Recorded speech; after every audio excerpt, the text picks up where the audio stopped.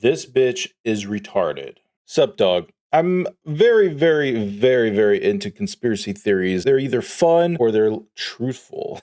Most of it's fake, but you have to use your logic and reasoning and suspend a little bit of disbelief and try to get to the core of what the conspiracy is all about. The last 5 to 10 conspiracies that came out that actually became true in the last 10 to 15 years has been kind of crazy. It feels so good when you're telling everybody that all your friends and your family, you're like, hey, this shit's happening. They're like, oh no, and they're gaslighting, and they're just making something up, and they're defending the people they've never met instead of listening to you and giving you a fair chance. And then they turn true. And then it feels good.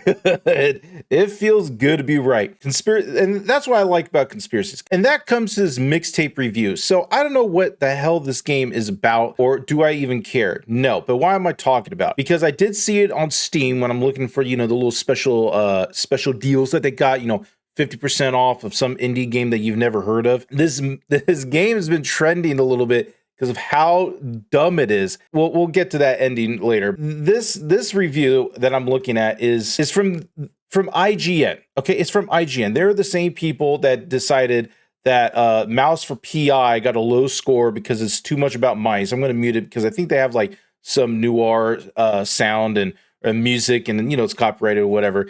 So this guy's a theater kid, and he does the intro of some like real life movies that are noir. Ooh, this rat noir. Ooh, I want to do some rat noir fantasy or some game.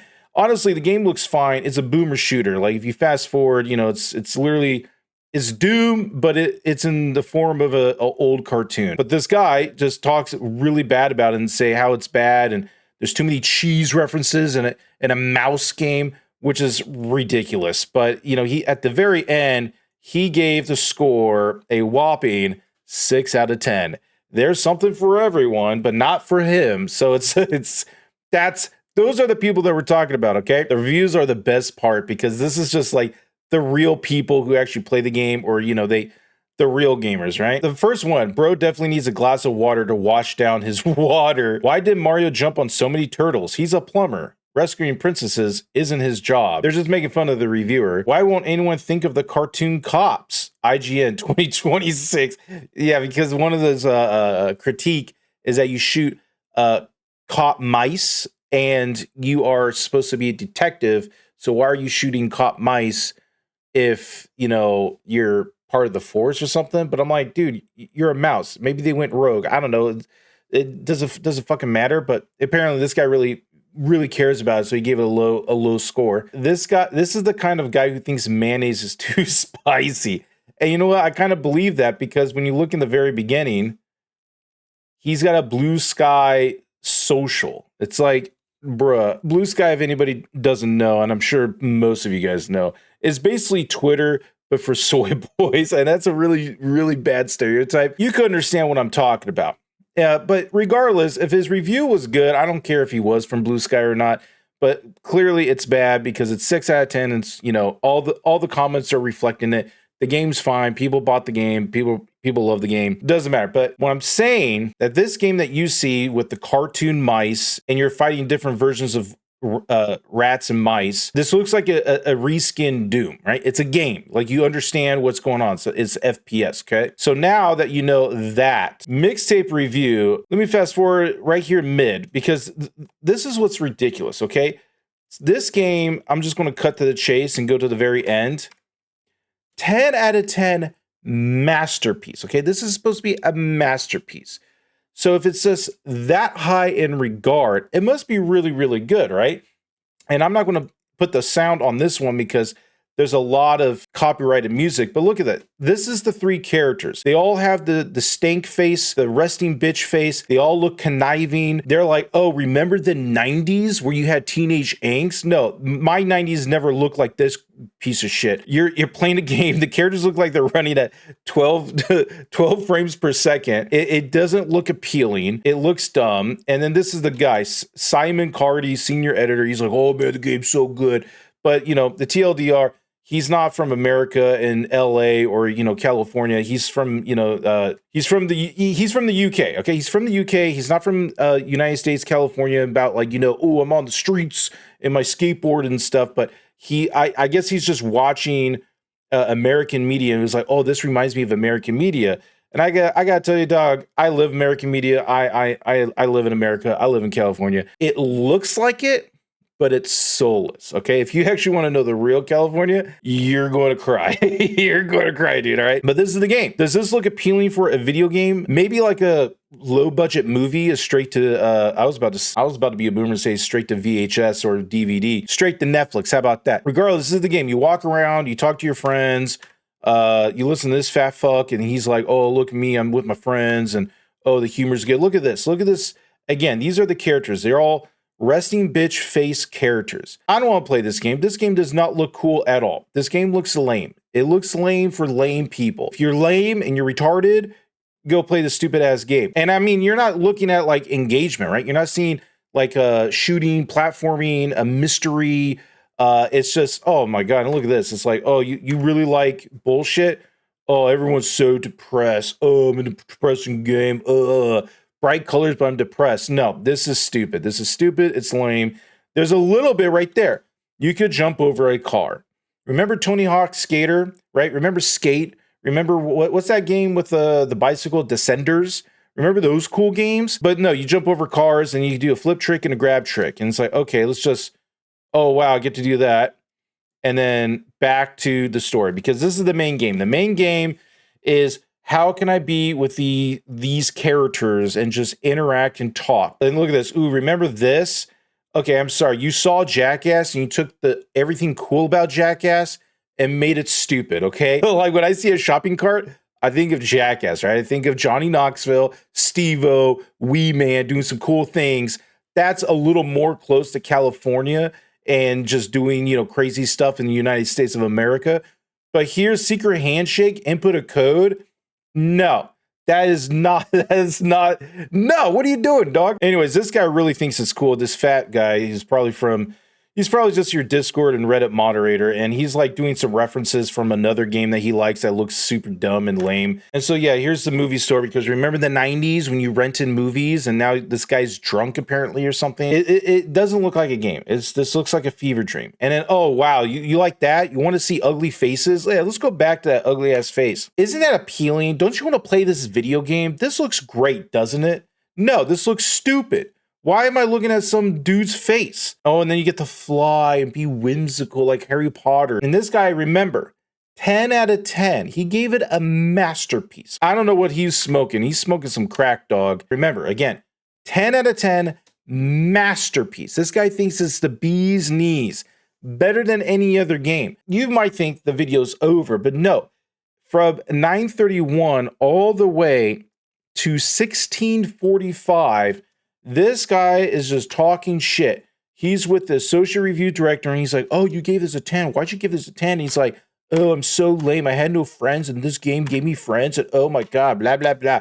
It's dumb. It's dumb. But he's glazing and saying how good this game is. I'm like, dude, you need to stop stroking this game's dick, all right? And so everyone in the comments are, naturally, they're just thinking this guy gets paid off, right? Are we dead ass? They are, dude. It's IGN. They suck. 10 equals no gameplay. Below 10 has gameplay. Thanks for the criteria. IGN rated this game higher than Resident Evil 9, which is insane, dude. Resident Evil 9, you just shoot zombies, you walk around and you explore, you do a bunch of things. It's a game. You get to do game things. Remember games when you hit a button and things do cool things? You got to hit a multiple you have to hit a multiple amount of buttons and do like combos and stuff. Yeah, that's a game. I convinced IGN's new business model to put out ridiculous reviews for engagement. That's an interesting theory, sir. Interesting conspiracy theory. Maybe they do, but right here, the best one. We got paid 10 out of 10. Yeah, because it feels like the developers are just paying people to just give them good reviews, right? And clearly, this looks like it. To put a comparison, remember, Resident Evil got a 9, and this got a 10.